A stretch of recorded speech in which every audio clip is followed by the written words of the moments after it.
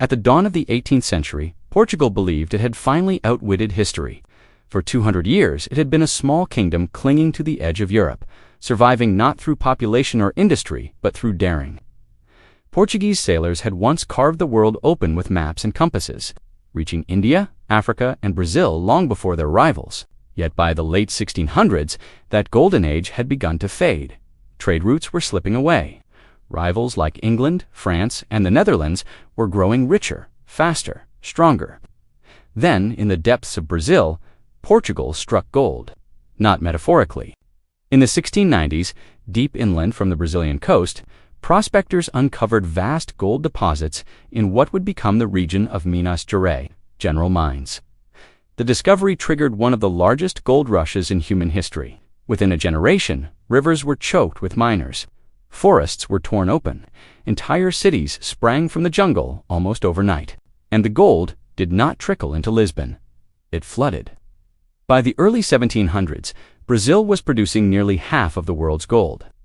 Every year, fleets crossed the Atlantic carrying tons of precious metal back to Portugal. Church bells rang. Palaces expanded. Lisbon transformed itself into one of Europe's most lavish capitals, glittering with imported marble, gold-leafed churches, and royal extravagance. To the outside world, Portugal looked reborn. To its rulers, the gold felt like destiny-fulfilled proof that God had chosen the Portuguese crown to prosper while others struggled. The monarchy no longer needed to tax aggressively. It no longer needed to industrialize. It no longer needed to reform its economy. Why bother building factories when the earth itself was pouring wealth into your treasury? Gold solved everything. Or so it seemed, because beneath the surface of this sudden abundance, something far more dangerous was taking shape.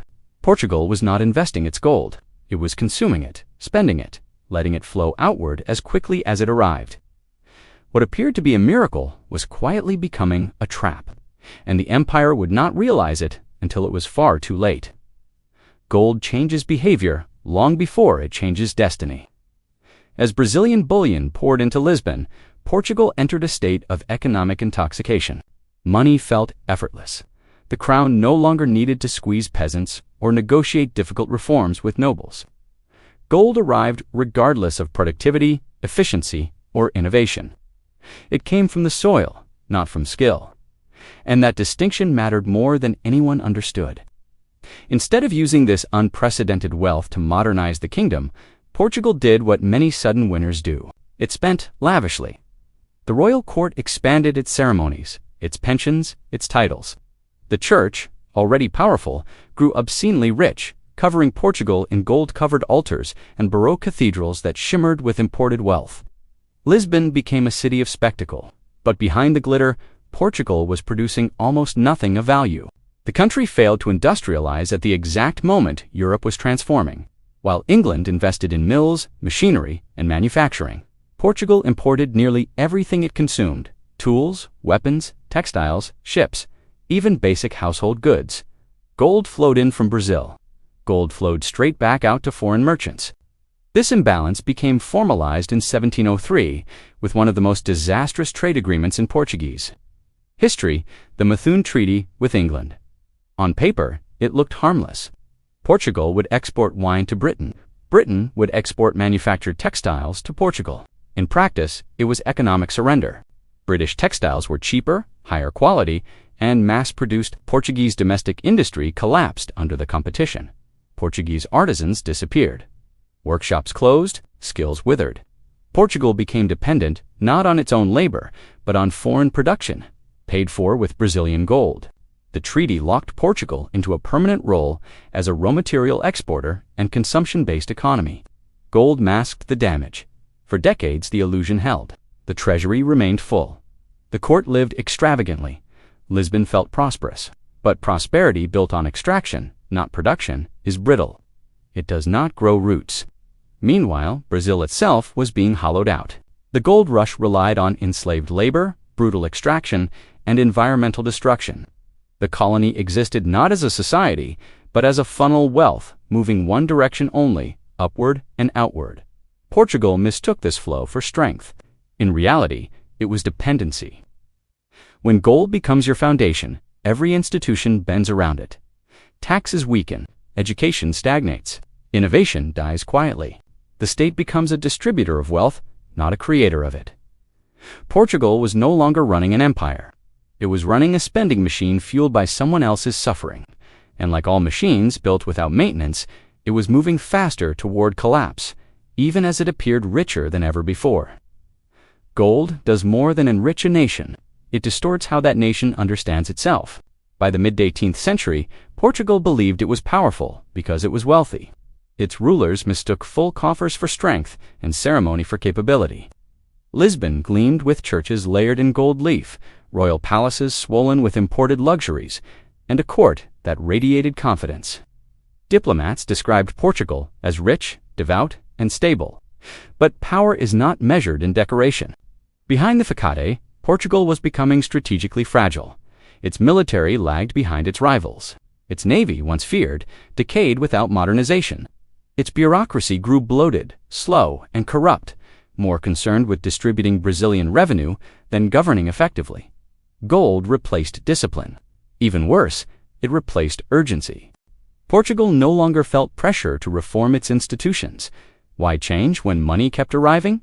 Why challenge aristocratic privilege when the treasury could simply absorb inefficiency?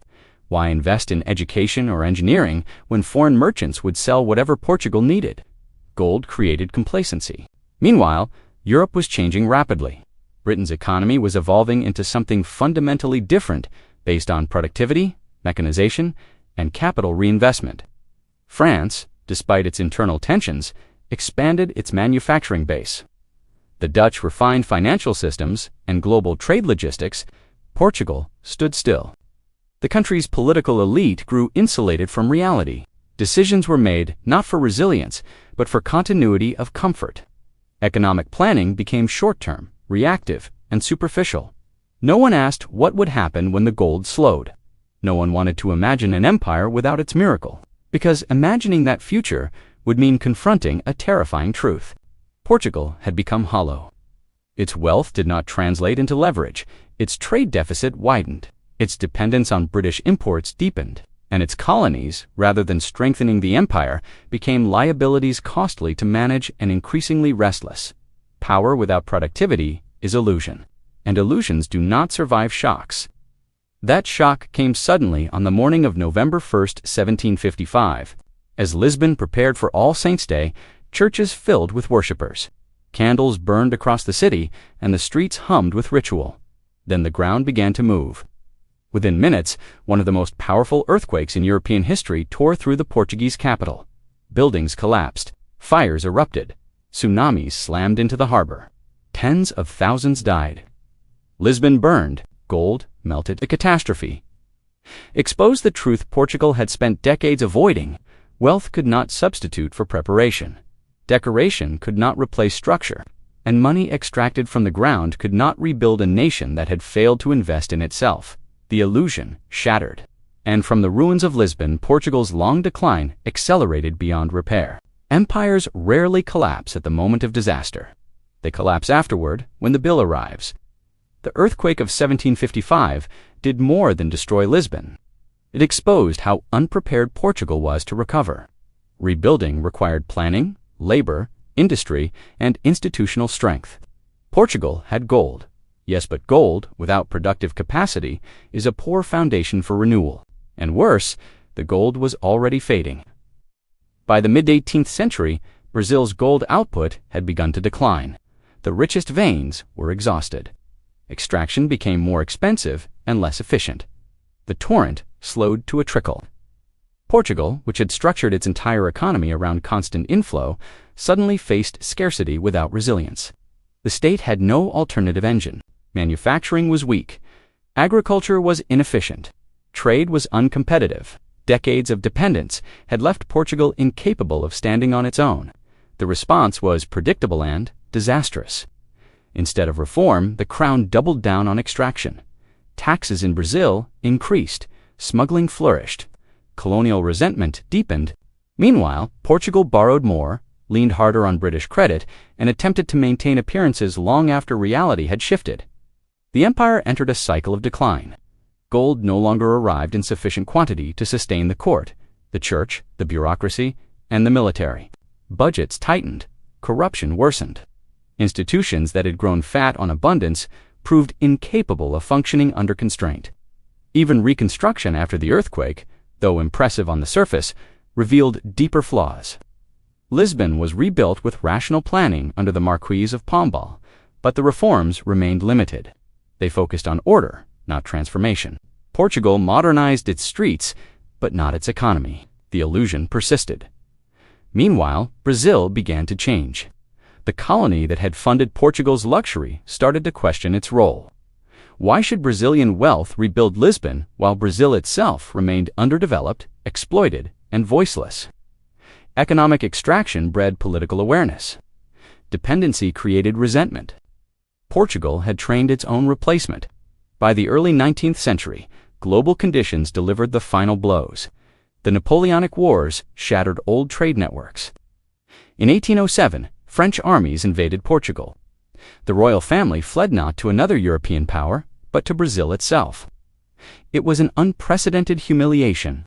The empire's center of gravity shifted across the Atlantic. Portugal, once the master, became the dependent. Brazil, once the mine, became the refuge.